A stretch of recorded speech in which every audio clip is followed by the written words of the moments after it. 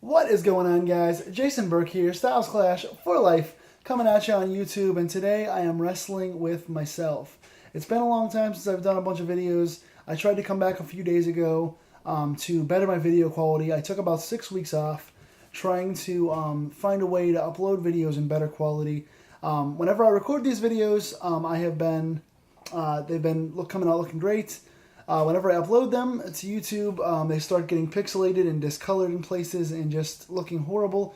So I'm trying once again to lower the resolution and bring you guys another video. And today is my first wrestling video in quite some time.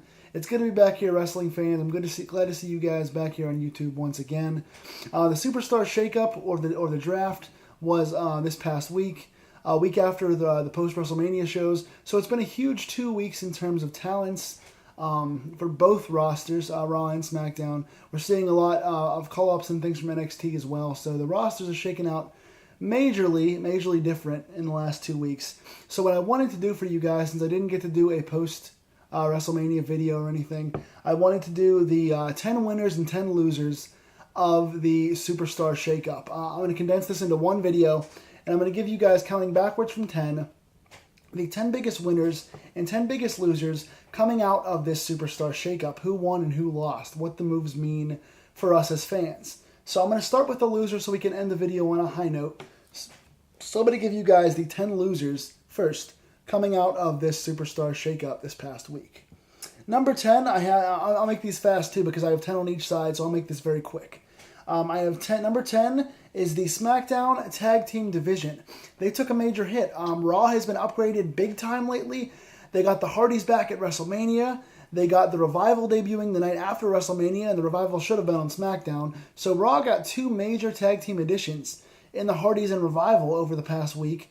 And SmackDown was the show that needed the better tag team division. SmackDown has been a two-team division since the original draft, with just the Usos and American Alpha needing opponents. And they wind up getting two tag teams in this draft, one being the Shining Stars, which who cares? They've been treated as jobbers for most of their entire careers, especially under this gimmick, so they've given us no reason to care about them whatsoever. They're decent enough wrestlers, but they're not special in character at all. SmackDown did get the New Day, so that is the one big plus for them. That's a big addition for the division. But other than that, all they got was the Shining Stars and traded off for Heath Slater and Rhino. So SmackDown needed teams badly, didn't get the Hardys, didn't get the Revival, lost the Vaudevillains with the firing of Simon Gotch, and lost Slater and Rhino. So having four teams in the favor of Raw and then getting back the Shining Stars, so they did get the New Day. But overall, I think SmackDown's tag division lost here big time. Raw's tag division is way better. Number 9 loser, the SmackDown Ladies division. That's another division that had some depth and has really been suffering big time compared to Raw's. Raw's been the better division since the draft, and it continues here. Raw stole away from SmackDown two of their major ladies. Mickie James, who was a big coup for SmackDown when she came back, and Alexa Bliss, who's been the number one lady on SmackDown's ladies division and been the top heel for them on that side for a long time. So, and no call-ups from NXT or anything either. So they lose two big pieces in Alexa and Mickie James. They did get back Charlotte. We'll get to her at some point very soon here. But, they got Tamina Snuka was the other one back. So they get Tamina and they lose Alexa and Mickie. Major problems for SmackDown's ladies. Again, Charlotte is a plus, but other than her, they got screwed in this draft. Number 8 losers, Rhino and Heath Slater. They weren't doing much on SmackDown lately in the last few months. But even still, they were once SmackDown Tag Team Champions. They were once the top team in the division. They haven't been getting featured recently, but now moving over to Raw, they're buried behind 5 teams. Raw's got the Hardys, the Revival. Who else does Raw have? Cesaro and Sheamus, the Club, and there's another Enzo and Cass. So Slater and Rhino at best are now the number 6 team. At least before they were number 3 on SmackDown. Now they're number 6, and they're going to be jobbers now. So big loss for them. Number 7 loser, Byron Saxton. He sucks at his job anyway. He's not good at all. But having to go over to SmackDown, which is the far inferior announced team, and having to deal with JBL, the bully that he is. JBL's awful. I want him fired. But anyways, having Saxton having to deal with JBL, I think he lost in this transaction as well. Number 6, Apollo Crews. Going over to Raw, getting a fresh start could be a good thing for him, but I have this marked as a loss because I think if he was going to turn heel or get some more character and start anew, I think SmackDown was the place to do it. SmackDown's the land of opportunity, like the catchphrase says. Raw is not a very good place to be. He's buried now amongst a much bigger roster, many more guys trying to get pushed. SmackDown was the place for him if he was going to get a push. Even though he wasn't doing much on SmackDown, I think a heel turn for SmackDown would have been good for Cruz. Going to Raw now, he's just another talent who wasn't even on the show last week despite being drafted, and now he's amongst a bunch of guys over there, so I don't think this is going to be a good move for Cruz. Hopefully I'm wrong. The guy's talented. He's a great wrestler. Hopefully he gets a big fresh start, but as of right now, I think it looks like a loss for him. Top 5 now. Number 5 loser in this SmackDown Raw Superstar Shakeup, Kalisto. He is going to his natural fit on Raw in the Cruiserweight division. SmackDown, he was floundering. He was getting booed. He wasn't doing much. But Kalisto had the wrestling chops. He's good enough in the ring to be the next Rey Mysterio in terms of marketability, having the mask, being the undersized underdog hero for the fans. He wasn't really pushed well. His mic skills are really bad, to their credit. His mic skills didn't pan out, so he could have been the undersized underdog, high flyer, merch seller like Rey was in that way, but wound up going over to Raw now where he's going to be just another one of the cruiserweights buried amongst guys like Lince Dorado, Tony Nese, Drew Gulak, Mustafa Ali, guys like that. So he is in his natural fit now. He's going to work with some good talent over on Raw, but SmackDown was his chance, much like Cruz, to get a push, and he didn't warrant it. He didn't have any character or mic skills, so now he's going to be just another cruiserweight on Raw. So I think he loses here. Number 4, Bray Wyatt. The stuff with Randy Orton didn't work, but Wyatt finally got his world title last month. I was so excited. He loses the belt in a month in a very bad feud and a very bad match, possibly the worst match of the entire year, to Bray Wyatt, or to Randy Orton, and now he's going over to Raw where he's going to be just another guy. Once again, there's many more guys on Raw. It's a longer show, so there's a bigger roster. So Wyatt is going over to Raw now, and what's he going to really do? He's finishing up his feud with Orton, which nobody cares about. Then he's moving on, it looks like, to a feud with Finn Balor. And that's going to be another loss for him because Finn Balor just came back from injury and was a main eventer before he left. So I think Wyatt loses here. And then where does he go? At least on SmackDown, he was a big fish in a small pond and had a chance to be world champion briefly. I don't think he's going to sniff the main event on Raw anytime soon. So I think he loses here. Number 3, speaking of Wyatt, Eric Rowan. Rowan's a big loser here. Rowan just came back last week after a long time being off of injury. He was paired with Wyatt, and now he's not. Now Wyatt's on Raw, and Rowan did not move. Rowan's on SmackDown still. So he's not a very good singles wrestler. He has improved, but he's not very good. So I think he winds up just being another guy. Maybe he can tag team with Luke Harper again, which I think Harper deserves a big singles push. Harper deserves better on the card, so I don't know if they do that or not. But he might go back to being in a heel team with Luke Harper. Otherwise, I'm not really quite sure what Rowan does here. So Rowan's kind of off on his own now, and he's not going to thrive on his own. So he's a big loser here as well. Number 2 biggest loser is the Club, Anderson Gallows. Finn's back as a face, so they're not going to join Finn in the Club. And they didn't move to SmackDown where they should have because they could have been tag team champion major team on SmackDown. Instead, they're stuck on Raw with 5 other tag teams that are considered big. They're like number 4 or 5 on the Raw depth chart. They're not going to be getting a push. They lost their belts. They lost the rematch. So they're kind of squandering around doing nothing once again. And they haven't been treated right from the beginning. So they're not going to reunite with Styles, and they're not going to be tag team champions anytime soon. So they got a major loss here. And the number 1 loser in the Raw SmackDown shakeup, in my opinion, is The Miz. The Miz was a potential world champion on SmackDown. He had been thriving. It was one of the best years of his career. He reinvigorated himself in his career along with Maurice. He had great mic work. He had the good feud with Daniel Bryan going. He had the good IC title feud with Ziggler. And now he's over on Raw where, once again, he's buried behind a bunch of other guys. It looks like he's going to go into an IC title feud with Dean Ambrose, which no one really cares about. And I think he's going to lose that feud. And then where does he go? He just had a feud with John Cena on SmackDown, and he was really an up-and-coming kind of a top heel again back in his apex. And now he's just on Raw in a squandering mid-card feud. So I think he loses big here. Real quick, top 10 winners of the shakeup now.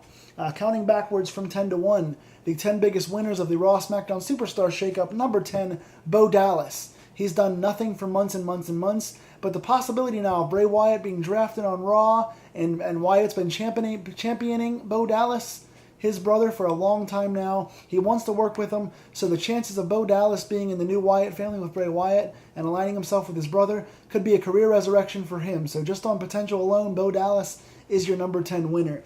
Number 9, Roman Reigns. Another one of potential here. The crowd hates Roman. He's floundering in his babyface spot. He's not doing much at all. But with Dean Ambrose being drafted over to Raw, major potential for a Shield reunion, potential for another Reigns and Ambrose team up, doing a bunch of friend things together, and those things are going to make him more popular with the fans and give him more of a chance for the push Vince wants. So Reigns is number 9. Number 8 winner is Charlotte.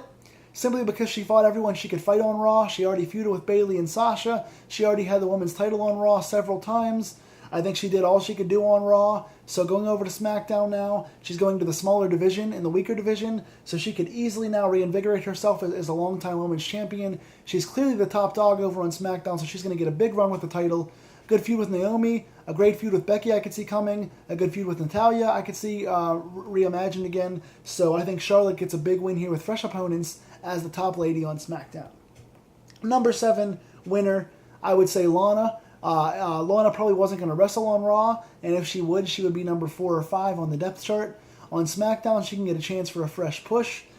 She's going to have plenty of new ladies to work with. I think she can easily debut and kind of steal some spotlight on SmackDown with the model gimmick she's doing. So Lana getting a chance to be a breakout star on a floundering division who needs more talent. I think she's going to win on SmackDown. Number 6 winner on SmackDown is The New Day. Just like Charlotte, they fought everyone there is to fight.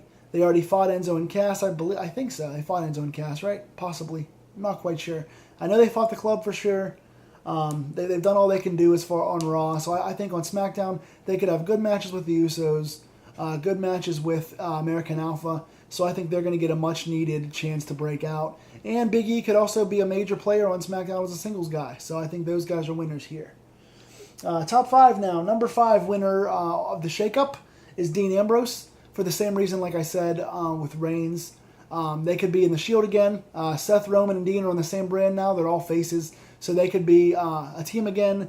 Ambrose can play off Reigns once again and do some fresh stuff over there. Plenty of guys to fight over here on Raw. I could see a lot of good stuff coming out of that. Hopefully he could finally get the feud he deserves with Lesnar. Not the stinker match at Mania, but an actual good feud if Lesnar would actually cooperate this time. So we'll see, but there's plenty of new guys for Ambrose to face. And hopefully get a renewed push as IC champion on Raw. Number 4 winner of the Shakeup, Kevin Owens, going over to SmackDown. He was one of the top guys on Raw, but he was kind of a backseat champion. Now on SmackDown, he's got a chance to be the guy. He's still U.S. champion, plenty of fresh guys to fight with. Him and Styles are fighting on the next pay-per-view for SmackDown, I believe, and that's going to be potential feud of the year, match of the year stuff. Zayn went with him, so him and Zayn could reignite their ongoing constant feud. He has Corbin, he has Nakamura, he has Ziggler. There's plenty of guys to fight on SmackDown. He's going to be a major, major guy in carrying this new SmackDown regime, so he gets the win here for sure. Losing the belt on Raw, there wasn't much more he could do, so he's got a fresh chance on SmackDown. Number 3 winner of the Shakeup is Rusev. He was floundering on Raw. He wasn't doing much for the last few months.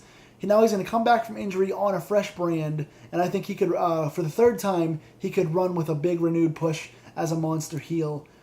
He's got all the talent in the world. He's a funny guy. He's a good speaker. He's likable. He's a beast in the ring. He's very underrated as a technician, as a talent. I think he could have great feuds with Zayn. He could have good stuff with Styles. I think he could be a really good Nakamura. I would love to see the stuff he could do with Nakamura. I think Rusev deserves the push he's going to get, and I think being fresh off injury on a new brand, he's going to get the monster push once again, like he deserves. Number 2 winner of the Superstar Shakeup is AJ Styles by simply staying put. He's been the face of SmackDown. He's been the leader of that brand from day one. He said he wanted to stay. I'm glad he's staying. He just turned face. He has a brand new lease on life as a face. I think he could have a great feud with Ziggler, great feud with Corbin. He's going to have a great feud with Owens. I think there's plenty for him to do as a face on SmackDown. He belongs as the torchbearer for that brand. I'm glad he's there. So thank God he stayed and didn't go over to Raw, because I love Styles and I think he could do a lot of great things by staying put on SmackDown. And the number 1 winner of this Superstar Shakeup, on the positive side, number 1, Sami Zayn. He's been the most underused guy, in my opinion, on Raw. He had a couple good things going with Foley and stuff, but I think he's wanted to be on SmackDown from day one. I think SmackDown is more of the workhorse brand. It's more of the underdog brand. It's more of the opportunistic brand. And those things are what Sami Zayn needs. Sami Zayn has all the talent in the world. He's so likable. He's so good in the ring. He has good mic skills. I think he could be the next Daniel Bryan, the undersized, underutilized, natural guy the fans get behind, the likable underdog character. I think he could be huge, much like Bryan was. And I think SmackDown's the place to do it. Again, he could have a good feud with Corbin around the corner, good stuff with Rusev. I think he and Styles could steal the show. Him and Owens is always a go-to feud. It always hits out of the park when they wrestle. I think he's going to be the biggest beneficiary of this. So there you are. It's a little long-winded, guys. I'm sorry, and I hope the video quality is better on this. But there are your 10 winners and 10 losers of the Superstar Shakeup. What do you guys think of my list? Tell me in the comments down below. And also, who are your biggest winners and losers out of the Superstar Shakeup? And what do you want to see? Who do you want to see feud with each other? Who do you want to see move brands? And what do you want to see out of the current rosters now the way they are after the Shakeup? Tell me in the comments down below. Until the next opening bell, guys, this has been Wrestling with myself once again. Finally, easy for me to say. Take care, guys.